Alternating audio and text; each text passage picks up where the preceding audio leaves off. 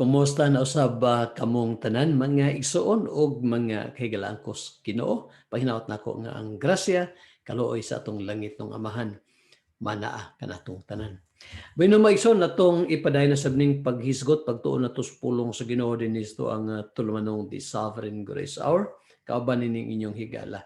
Now dinhi ta sa Book of Romans maigsoon kay ato ning himay-himayon no taga-antag exposition kining Book of Romans nga usa sa mga writers nga kung nabasahan sa iyang libro maigsoon matud pa niya this is the most neglected chapter of the Bible, the Book of Romans. So atong tan-awon nganong daghang dili ganahan aning Roma 9. Now usa lang ka verse maigsoon sigutan nako then is verse 6, no? Romans chapter 9 and then verse 6. Paul said, not as though the word of God hath taken none effect. For they are not all Israel which are of Israel. Dili hinuon daw nga napakyas ang pulong sa Dios kay dili ang tanang misanay gikan kang Israel nasakop sa Israel. Maigsoon, isgutan nako dinhi sa atong gibasa sulat ni Paul sa mga taga-Roma nga nagisgot siya dinig duha ka klaseng Israel. There are two kinds of Israel.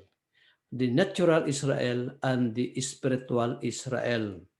Ang natural Israel maigsoon dugang gihisgotan ni Pablo kay sa atong gibasa ron before kumadto sa Galacia kining Roma 9:6 pag-iyon dinhi nga for they are not all, second phrase, no? For they are not all Israel which are of Israel. Dili daw tanan nga nahimugso misanay sa Israel Israelinhon. So, dinhi ato makita nga dunay duha ka klaseng Israel. Una, natural Israel. Kisa ng natural Israel, asa ito mabasa sa Bible? Okay, so turn your Bibles in the book of Galatians. Sulat ni Paul sa mga churches dito sa Galacia. Unya, kapitulo 2, then versikulo, yes, no? Galatians chapter 2 and then verse 15. 2:15 sa mga taga-Galacia. Matud pa dinhi ni Apostle Paul, we who are Jews by nature and not the sinners of the Gentiles. Ang emphasis ni Paul diri maigsoon nga una giangkon niya nga siya tubo gyung Israel. Physically, naturally Israelite si Apostle Paul.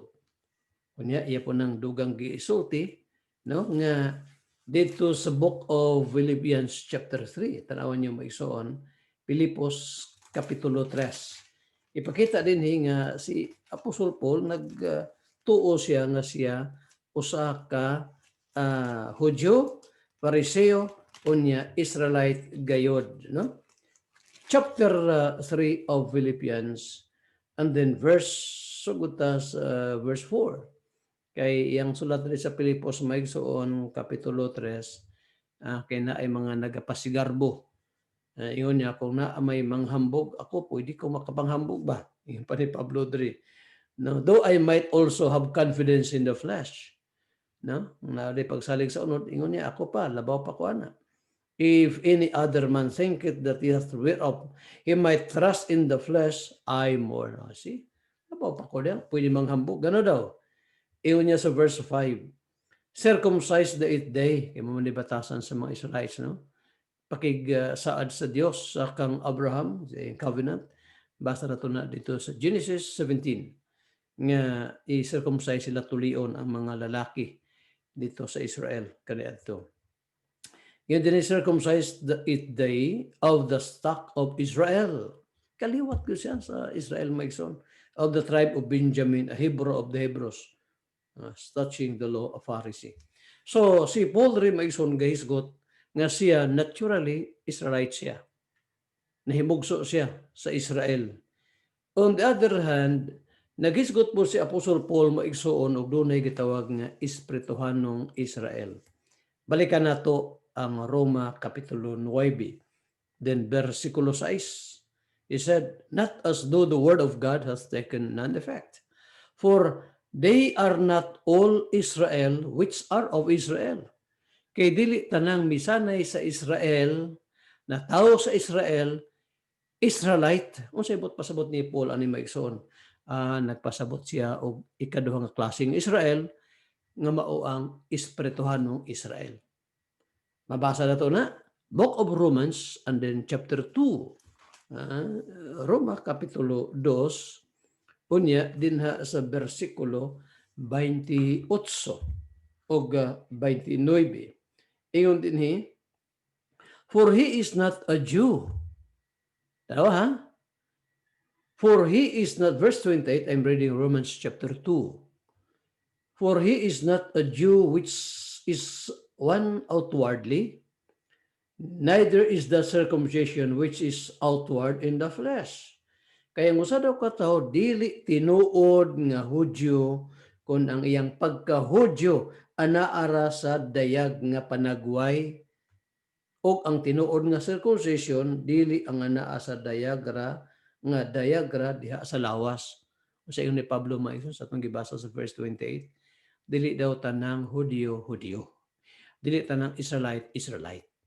Kung ang iyang pagka-Israelite makita lang sa lawas niya, ato ba yung makita pod maigso, no? Lahi ba yan yung dagway pod physically ha sa mga taga-Israel kaysa mga taga-Europe, taga-Asia, sabi na nato mga Pilipino, lahi ra gyud kay sila dagway maigsoon. Pero mato pa ni Pablo, dili siya tinuod nga Israel kung ang iyang pagka-Israelites makita lang dinha kanila sa ilahang mga panagway. Again, verse 28. For he is not the Jew which is one outwardly, neither is the circumcision which is outward in the flesh.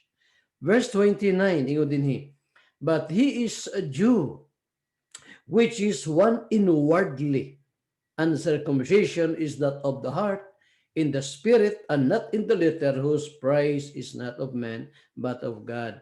Unsa daw higala?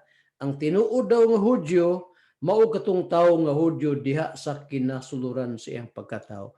Maigsoon, dunay duha ka klaseng Israel. Natural Israel, kanang mga taong nahimugso diha sa nasod sa Israel physically.